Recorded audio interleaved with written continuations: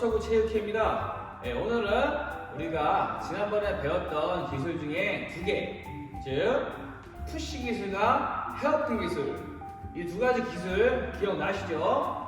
이 기술을 실제 상황에서 번갈아 가면서 쓸 수 있는 기술이라는 걸 이제 알려드리고 싶은데, 자, 어떤 식인지 선생님이 한번 예시를 보여드릴게요. 자, 우리가 푸시와 헤어핀 공통점이 있죠. 뭘까요? 네, 맞아요. 푸시와 헤어핀 둘 다 앞으로 나아가는 진행하는 스텝과 그리고 팔을 뻗는 동작, 이 동작은 전부 다 동일합니다. 푸시와 헤어핀의 차이는, 자, 라켓 헤드가 아래로 가 있냐 위로 가 있냐, 그 차이예요. 라켓 헤드가 아래를 바라보고 있으면 헤어핀, 라켓 헤드가 위에 있으면서 정면을 바라보고 있으면 푸시. 자, 이해 가시죠? 자, 그러면 각각의 동작 처음 복습해 볼게요. 자, 우선 오른쪽으로 나가는 푸시 준비. 자, 왼발 오른발 왼발 짝. 기억나시죠? 이때 주의할 점 뭐라고 했죠? 왼발 뻗어줄 때 팔을 미리 뻗어서 코과 내 몸 사이의 거리를 파악한 다음에 마지막 오른발을 그에 맞춰서 뻗고 코를 친다. 기억나시죠 모두? 자, 그럼 이게 푸시 동작이었습니다. 이번엔 헤어핀을 해볼게요. 자, 헤어핀 준비 시작. 하나 둘, 오른발 왼발 짝. 어때요? 이 기술도 기억나시죠?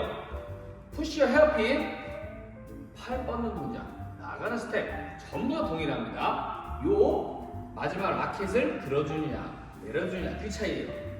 자, 그럼 이 두 가지를 실제 시합에서 어떻게 혼용했느냐, 이 두 가지 기술들은 선생님이 어떤 기술이라고 했죠? 네, 전방에서 상대방을 압박하면서 공격 또는 콕을 놔주는 기술이에요. 자, 여러분 생각해 보세요. 게임 상황에서 전방에서 실제 점수를 따려면 헤어핀과 푸시로 때리는 것, 어떤 기술이 더 점수를 따기 좋을까요? 예, 맞아요. 기본적으로 푸시예요. 물론 헤어핀도 정말 살짝 잘라서 셔틀콕이 거의 네트를 밖에 넘어가면 상대방에게 치기 힘드니까 득점이 될 수 있어요. 하지만 그거보다 상대적으로 비율을 따지면은 짧게 땄을 때 공을 아래로 혹은 앞으로 강하게 툭 밀어치는 것이 상대방한테 득점을 하기 위해 득점을 더 쉽게 할 수 있는 방법이에요. 그래서 기본적으로 전방 기술은, 자, 앞으로 상대방이 치는 걸 보고 나아갈 때 기본적으로 푸시를 한 자세를 하고 나아가는 게 좋아요. 그게 더 반응 속도 빠르니까. 자, 내가 게임 중에서 준비를 하고 있다. 상대방이 어설프게 셔틀콕을 앞으로 띄웠어요. 자, 그러면 보고 팔을 뻗으면서 푸시 준비를 하고 나아가는데 셔틀콕이 푸시를 하기 좋은 적당한 높이다. 그러면 푸시를 하면 돼요. 이러면 아무 문제가 없어요. 근데 문제가 뭐냐? 상대방이 치는 걸 보고 나아가서도 콕 높이가 순간 변할 수가 있어요. 무슨 말이냐? 나는 상대방이 치는 걸 보고 나 푸시와 자세를 하고 나갔는데 콕이 너무 낮아서 네트에 맞을 것 같아, 푸시라기. 그럼 이때, 자, 우리가 흔히 말하는 변형을 쓰는 겁니다. 이런 상태예요. 쭉. 자, 보셨어요? 다시 한번 보여드릴게요. 푸시하려고 나갔다가 콕을 못 칠 것 같아. 그때 살짝, 그리고 다시 돌아오고 쭉. 푸시 살짝 자연스럽게. 이번에 투. 어때요? 이해하시죠? 기본적으로 항상 전위 자세에서는 푸시 등으로 이런 자세로 상대방 압박해줘야 돼요.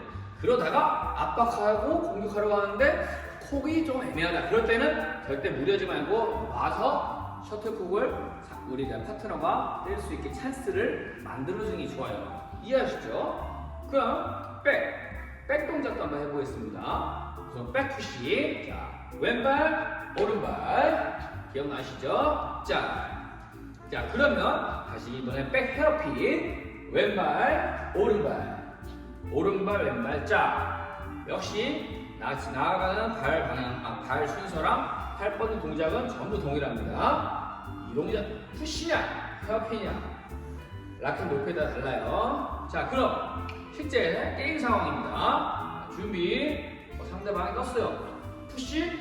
괜찮아요. 때렸어요. 득점. 자, 다시 상대방이 콕을 쳤어요. 푸시하려고 하는데 콕이 낮아. 투. 다시 쭉. 한 번 더. 푸시하려다가 투. 오른발. 자, 자연스럽게. 자, 쭉. 이런 느낌으로. 어때요? 모두 이해하셨죠? 헤어핀과 푸시 각각의 기술들이 습관되어 있으면 이렇게 순식간에 변형을 시켜주는 건 어렵지가 않아요. 뭐 이때 이렇게 질문한 학생도 있어요. 선생님, 헤어핀을 순서를 바꿔서 먼저 헤어핀을 하려고 갔다가 높은 들어서 푸시하면 되지 않나요? 네, 이것도 하나의 방법이에요. 이 방법이 틀렸다는 게 아니에요. 단지 자, 여러분 중력이 뭔지 아시죠? 위에서 아래로 떨어지는 힘, 중력이죠.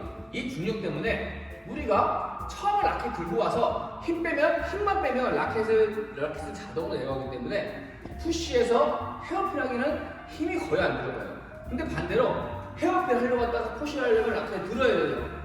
중력을 거스르는 방향인 만큼 그만큼 손에 힘이 들어가요. 그래서 어디까지나 푸시에서 헤어핀 이 동작이 헤어핀하는 푸시보다 그 효율성이 좋다는 거지. 헤어핀을 갔다가 춤을 높아서 푸시한다. 이것도 한 가지 방법이에요.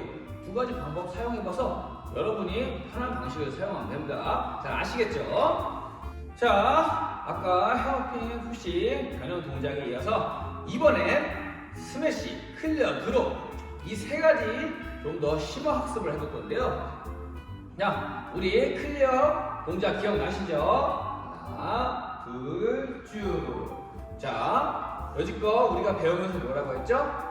클리어와 스매시와 드롭 이 세 가지 동작은 거의 동일합니다. 아니, 거의 98% 동일하다고 보시면 돼요. 자, 그러면 약간의 차이점은 뭐냐? 클리어는 셔틀콕을 아래에서 위로 치는 거고 높게 보내야 되니까, 스매시는 셔틀콕을 위에서 아래에 쳐야 되니까 진행 방향이 아래로. 자, 그러면 너무나 당연한 원리겠지만 이거를 모르고 치는 이제 배드민턴 동호인이 은근히 많아요. 왜냐? 스매시를 치는데 스매시 각이 위에서 아래로 떨어져야 되는데 죄다 스매시가 뜨거나 아무리 각이 적어도 직선 날아가는 거예요. 자, 이게 왜냐? 우리 셔틀콕을 잘못 맞춰서 그래요. 자, 우리 셔틀콕이 모양이 어떻게 생겼죠? 자, 테니스랑 탁구는 공이 구체예요. 구체이기 때문에 우리가 어디를 때리려고 해도 인식을 하기 편한데 배드민턴 셔틀콕은 자, 쉽게 말해 삼각형 모양을 생겼죠? 우리가 깃털 말고 요 끄트머리 베이스라고 하는데 흔히 말하면 그 머리 부분이라고 하죠. 이 베이스 부분이 항상 베이스 부분이 무거워서 하늘에서 베이스 부분 떨어지니까 상대방이 치는 사람이 이 베이스를 무조건 치게 돼요. 클리어는 이게 맞아요. 왜냐면 베이스를 치게 되면 자, 떨어지면 셔틀콕 라켓이 아래에서 위로 치니까 위로 올라가죠. 클리어는 이게 맞는데 문제는 뭐냐? 스매시랑 드롭조차 다 이 베이스 부분을 치는 거예요. 자, 베이스 부분을 치면 당연히 셔틀콕이 아래에서 위로 가겠죠. 자, 그러면 스매시는 어떻게 해야 된다고 했죠? 위에서 아래에 꽂혀야 돼요. 자, 그럼 봐요. 셔틀콕 이런 식으로 떨어져요. 자, 그러면 스매시는 베이스가 아니라 최소 몸통에서 약간 몸통 위쪽을 쳐줘야 돼요. 이해하셨어요? 우리가 공을 생각해보자고요. 테니스 공이나 탁구를 보면 공이 아래로 가려면 당연히 공 윗부분을 치겠잖아요. 그러면 셔틀콕도 마찬가지예요. 셔틀콕이 이렇게 떨어지든 이렇게 떨어지든 이렇게 떨어지든 상관없어요. 무조건 위에서 아래로 쳐야 각도가 아래로 꽂히기 때문에 스매시는 셔틀콕이 어떻게 떨어지든 상관없이 무조건 시계 방향으로 치면 1시, 2시 방향으로 치셔야 돼요. 그래야 셔틀콕이 딱 위에서 아래로 방향이 가겠죠. 이거 이해하셨나요? 그럼 드롭은 어떻게? 드롭도 마찬가지예요. 드롭은 단지 약간 차이가 뭐냐면 자, 우리가 스매시가 1시, 2시 방향을 위에서 꼽아준다면 드롭은 조금 여유롭게 한 시계로 치면 2시에서 3시 방향 수평을 쳐주거나 수평보다 약간 이런 식으로 쳐줘야 드롭도 날카롭게 한 번에 콕이 쭉 수평 가 떨어지죠. 드롭을 이렇게 반대로 이렇게 치는 분들이 많아요. 드롭 역시 베이스를 쳐서 포물선을 그리게 한 다음에 상대방 네트 가깝게 떨어뜨리는 분들이 많아요. 물론 이렇게 해도 드롭이 틀린 거 아니에요.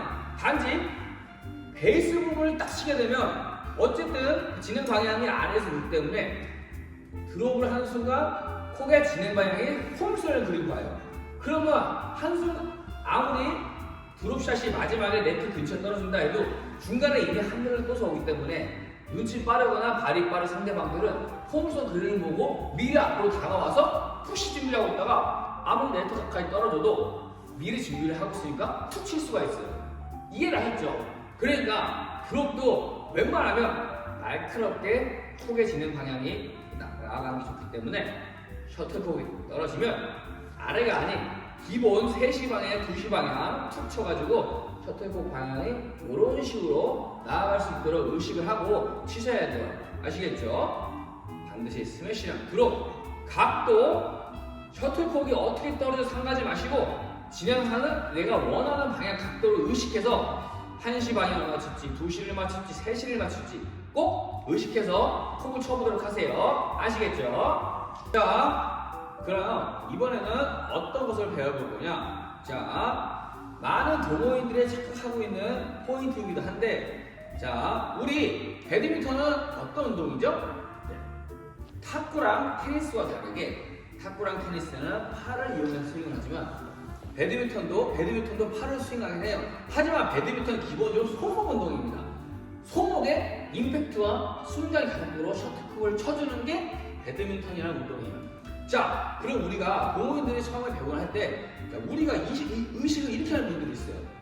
대부분 아마 동호인분의 90%가 이렇게 알고 있어요. 자, 우리 이렇게 보면 이렇게 배우시는 분들이 많아요. 손목을 꺾는 거라고. 자, 정면에서 보면 이런 식이죠. 옆에서 보면 이런 식이야. 자, 근데 쉽게 말하자면 이 방법은 틀렸다고 할 수 없지만 비효율적이고 손목 관절에 안 좋은 방향, 안 좋은 자세예요. 왜냐? 우리 인간의 손목은 워낙 인체에서 가장 약한 부위 중 하나인데 그것을 이 라켓 무게와 가속도를 이용하다 보면 손목이 꺾이는 순간 우리가 손목이 많이 다치게 돼요. 특히 이런 식의 스윙을 하려면 우리 손이 어떻게 해야 되는지 아세요? 자, 선생님 재미있는 거 원래 알려드릴게요. 양손 폈죠? 자, 이 상태에서 라켓을 잡게 되면 라켓 사선을 보게 돼요. 근데 동호인분들은 라켓을 무조건 일자로 세워쳐야 되니까 이렇게 세우게 돼요. 자, 그러면 손이 여기서 이렇게 하게 되죠. 이 상태에서 손목을 쓰게 되면 어떻게 되냐? 이 엄지에서 이 올라가는 이 근육이 인대가 엄청 늘어 이렇게 억지로 꺾이게 돼요. 근데 이런 분들이 많단 말이에요. 손목이 태생적으로 강하신 분들이 이렇게도 안 아프신 분들이 있어요, 확실히. 근데 제가 본 많은 분들이 보면 대부분이 이렇게 치면 항상 여기가 땡겨요. 그 손목에 많은 부담이 갑니다. 자, 그럼 다른 사람들 물어요. 아니, 손목 운동이라면서 이렇게 안 치면 셔틀콕을 어떻게 치라는 거냐? 자, 선생님이 여기서 포인트 하나 알려드릴게요. 선수들이나 제대로 치시는 분들은 셔틀콕을 옆에서 이해하기 쉽게 셔틀콕을 치는 순간, 자, 손목이 꺾이는 게 아니에요. 우리 땡기는 거 기억나시죠? 땡기는 순간, 자, 여기서 손목을 휘두르면서 손을 딱 잡아줘요. 탁! 잡아줘요. 잡아주면 이미 셔틀콕으로 나가서 의미가 없어요. 이 힘으로 치는 건데 동호인분들 많은 분들이 이 힘으로 치려고 해요. 이렇게 꺾는 순간 이러면 손목에 엄청난 부하가 걸려요. 자, 당겼다가 진행 가면서 손목을 딱 잡아주는 거예요. 탕! 탕! 옆에서 보면 이런 느낌입니다. 잘못된 거. 자, 정상적인 거. 선생님 잡는 게 느껴지죠? 잡아서 팔이 가볍게 내려가는 거지 억지로 꺾는 게 아니에요. 자, 그럼 이렇게 하다 보면은 자연스럽게 손이 이렇게 돼요. 배드민턴을 라켓을 일자로 세우는 거 의식하지 말고, 자, 이렇게 하다 보면 아까 선생님이 말한 사선, 우리 손목의 가장 자연스러운 자세가 손이 이렇게 핀 자세죠. 이렇게 핀 자세 라켓을 잡게 되면 이런 식이 돼요. 자, 그러면 이 상태에서 아주 약간만 세우거나 혹은 안 세우거나, 그러면 제대로 치게 되면 이런 식이 돼요. 약간 사선을 보고 있죠? 툭툭. 자, 그리고 손목을 쓰는 순간 잡아주셔야 돼요. 툭 잡아주셔야 돼요. 잡고 나면 우리가 진행하면 이렇게 되는 경우가 있어요. 많은 동호인분들이 선수 동영상을 보고 이런 질문을 해와요. 왜 치고 나면 라켓 헤드가 앞으로 봐야 되는데 선수들이 자꾸 치고 나면 라켓 헤드가 옆으로 봐요. 이런 식으로.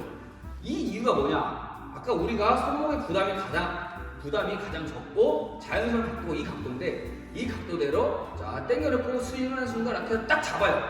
잡고 나면 이 관성이라고 하죠. 진행 방향 때문에 잡고 나면 보통 이렇게 떨어져요. 그렇기 때문에 면이 옆으로 보게 돼요. 이거를 의식하지 말고 우선은 이걸 의식하지 마세요. 손목 당겼다가 딱 잡아주는 거. 숨을 잡는 거 의식해야 되거든요. 이 상태로 우리가 아까 동원했던 요걸로는 잡을 수가 없어요. 잡는 순간 인체는 이렇게 돼요. 툭, 툭, 툭. 아시겠어요? 배드민턴에서 가장 중요한 거니까 손목을 연습할 때 손목을 아래 끝까지 꺾는 게 아니라 당기는 거 제일 중요해요. 여기까지 동일하게 여기서 나가는 순간 딱 잡아주는 느낌, 딱. 이해하셨죠? 이 잡아주는 느낌을 집에서나 밖에서 시간 낼 때 많이 연습을 해보셔야 돼요. 그래야 손목에 부담이 안 가고 부상 없이 오래 배드민턴 칠 수 있습니다. 아시겠죠? 자, 오늘은 실제 게임에서 칠 수 있는 헤어픽과 푸시의 변형, 그리고 스매시와 클리어 드라이버를 가볍게 할 수 있게 칠 수 있는 포인트, 그리고 가장 중요한 손목을 사용하는 포인트, 이 세 가지를 해보았습니다. 이 손목, 특히 손목을 사용하는 포인트는 배드민턴에서 가장 기본적이고 가장 중요한 포인트이기 때문에 집에서 많이들 연습을 해보세요. 아시겠죠?